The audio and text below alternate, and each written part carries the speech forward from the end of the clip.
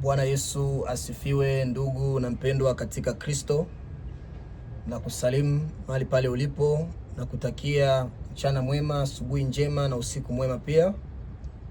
Naitwa kwa majina Mtume Mali ya Bwana, nikiwa hapa Nairobi nchini Kenya. Nina ujumbe kutoka kwa Bwana Yesu ambao nimeupewa ndani ya wiki iliyopita, ila kupata neema ya kufikisha ilikuwa ni vigumu kidogo kwangu. Baada ya semina letu la siku 3 pale Kimara, Roho Mtakatifu aliniwinda sana. Alijaribu kunipa maono. Sasa alikuwa akinichukua, lakini mazingira alikuwa hayaruhusu kwa mimi kuingia katika ulimwengu wa roho.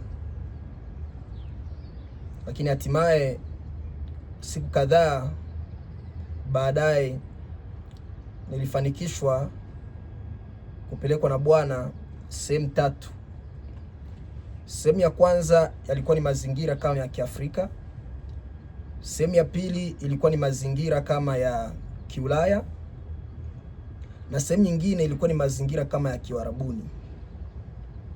Na kila sehemu ambayo nilifika nilikuwa nimepewa ujumbe wa kuambia watu ya kwamba waheshimu ubatizo, na wamepoteza umuhimu wa ubatizo. Kwa hiyo ninapeleka ujumbe, ila ninatambua niko pamoja na Kristo. Yaani kulikuwa uwepo wa Mungu unatembea na mimi katika ulimwengu wa roho. Sasa na kila nafasi nilipofika nilikuwa nikiulizwa swali. Kuna nafasi ambako nilifika niliwakuta watu ambao tayari walikuwa wamebatizwa na walikuwa ni Wakristo, na walikuwa wanafahamu watumishi ambao walitumika kwa viwango vya juu vya kihuduma au vya kiinjilisti au vya kiutume. Kwa hiyo wale watu wakanipiga kwa hoja, wakaniambia hivi, sasa wewe unatuambia kwamba tubatizwe kwa jina la Yesu. Wakataja watumishi, sitawataja hapa, lakini wakataja baadhi ya watumishi, mtumishi fulani na mtumishi fulani, wote hao walibatiza kwa jina la Baba na la Mwana na la Roho. Sasa wewe ni nani? Wewe wa siku hizi ni nani, wakati wewe ni mdogo kwao, na wao walitumika kwa viwango vikubwa hata kuliko wewe? Sasa walifanya kuniambia hiyo hoja. Ghafla Roho Mtakatifu akaongea kwa kasi, yaani alichukua mdomo wangu, niko katika ulimwengu wa roho, akawasomea andiko hili kwenye Matendo sura ya 4 aya yake ya 12. Biblia inasema hivi: wala hakuna wokovu katika mwingine awaye yote, kwa maana hapana jina jingine chini ya mbingu walilopewa wanadamu litupasalo sisi kuokolewa kwalo. Bwana Yesu alichukua mdomo wangu katika maono, akawa anawaambia watu eleweni ya kwamba mmepewa jina lenye thamani, na hilo jina ndilo jina ambalo linapaswa kutumika katika ubatizo. Na Bwana Yesu akaniambia kuambia watu ya kwamba watambue na kujua kwamba ubatizo kwa jina la Bwana Yesu ndio ubatizo pekee uliobeba uponyaji, uliobeba ufungulivu, yani uliobeba ulinzi. Ngoja nikwambie kitu hapa. Nikisema ulinzi, unaweza ukajiuliza maswali, unamaanisha nini mtumishi wa Mungu kusema kwamba ubatizo huo ndio umebeba ulinzi? Kwa nini wengi wenu baada ya kubatizwa ndio mlinaswa na shetani? Kwa nini wengi wenu baada ya kubatizwa tu, yani wiki haijapita, yani amjingiliwa tena ile ghafla ya shauku, ghafla ya bidii, tayari mmeanza kudondokea dhambi? Kwa nini ni hivyo? Ni kwa sababu hamjabatizwa kwa ubatizo sahihi, ubatizo pekee uliobeba neema, narudia tena, ya ulinzi, uponyaji. Haleluya! yani uliobeba nguvu, uliobeba yani ndio ubatizo ambao unaomkamilisha mtu, unaosamehe dhambi, ni ubatizo kupitia jina la Bwana Yesu. Na unaweza ukaniuliza ukasema kwamba mbona Yesu mwenyewe aliwaambia mitume wake mkabatize watu kwa jina la Baba na la Mwana na la Roho Mtakatifu? Wana Biblia, nitauliza swali. Nikisema wana Biblia, naongelea Wakristo ambao wanasoma pia Biblia, sio wale wa kusomewa kila wiki na wachungaji wao, wale ambao wanachukua pia muda wao wakijisomea wenyewe. Ni mara ngapi Yesu alijidhibitisha kuwa yeye na Baba ni mmoja? Ni mara ngapi Yesu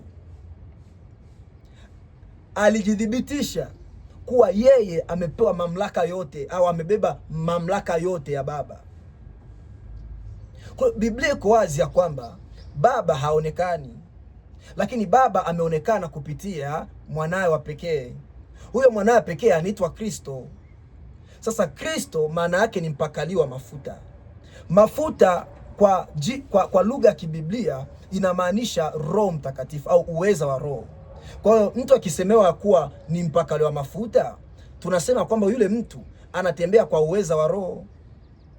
Kwa hiyo Roho Mtakatifu, Baba, Mungu, zote hizi ni title au ni sehemu ambazo Mungu anazichukua kwa niaba ya kujikamilisha au ya kujitukuza kwa yeye kuwa ni Mungu.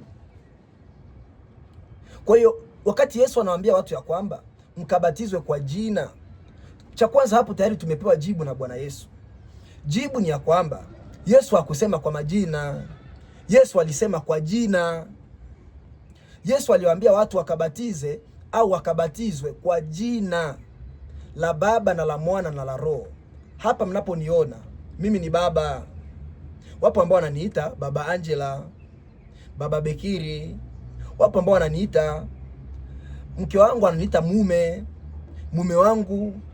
Lakini nina mama yangu, nina baba yangu, wananiita mwanangu.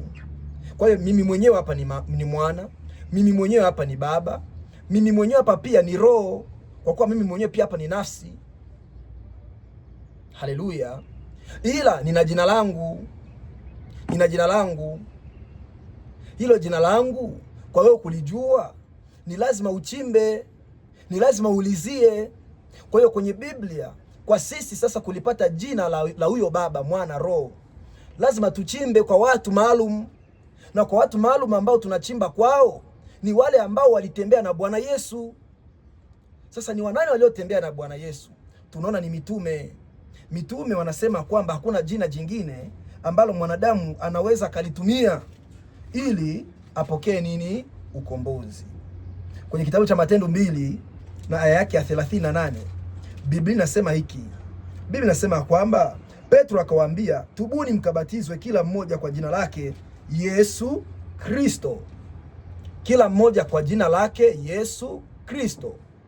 Kwenye kitabu kile cha Matendo 19, Mtume Paulo naye ambaye alipokea ufunuo wa Bwana Yesu wa Injili, anakutana na wanafunzi ambao walizoea Injili kupitia Yohana.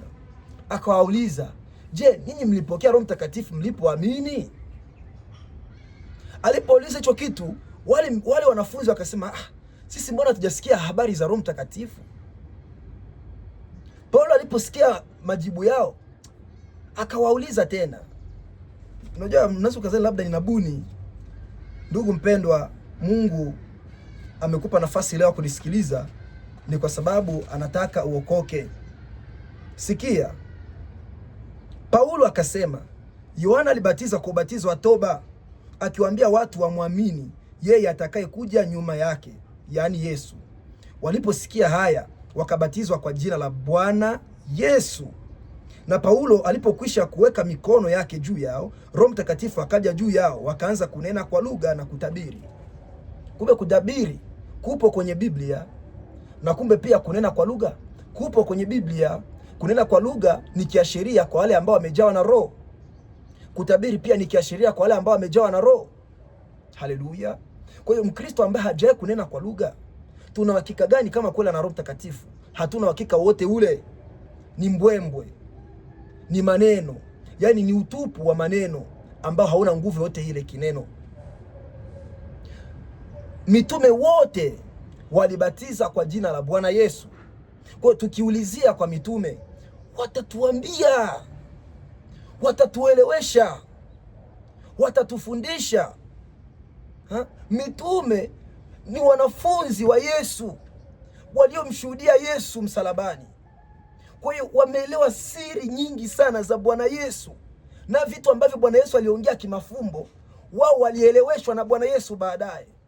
Kwa hiyo Petro hajakosea. Petro ni jitu la kiroho.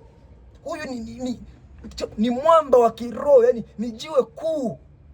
Ndio maana anaitwa Petro. Maana ya Petro inamaanisha jiwe. Yani ni jiwe ambalo lilibakizwa, limesimamishwa na Yesu ili lipeleke injili kwa mataifa yote. Na ndio maana Paulo hata kama alifanya nini, mwisho wa siku ilibidi apitie naye mikononi mwa nani? Mwa huyu Petro. Kwa Petro ndo maneno yake ya mwanzoni ambayo yalitambulisha ubatizo kwa kitabu cha Matendo ya Mitume. Sasa mitume ni mwanafunzi.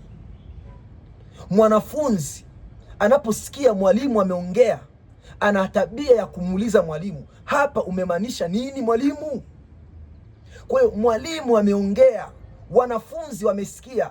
Baada ya wanafunzi kusikia, otego, haleluya, wakabidi waeleweshwe. Wakaeleweshwa na Bwana Yesu. Walipoeleweshwa, akaeleweshwa Baba. Mungu anaitwa Baba kwa kuwa yeye ni baba yako, baba yangu, baba wa wote. Yaani katika uumbaji yeye ni mwanzilishi wa vyote. Yaani yeye amepanda mbegu ya ulimwengu kupatikana. Alipanda mbegu malaika kupatikana. Alipanda mbegu wanadamu kupatikana. Yaani kwa neno lake ni mbegu tosha.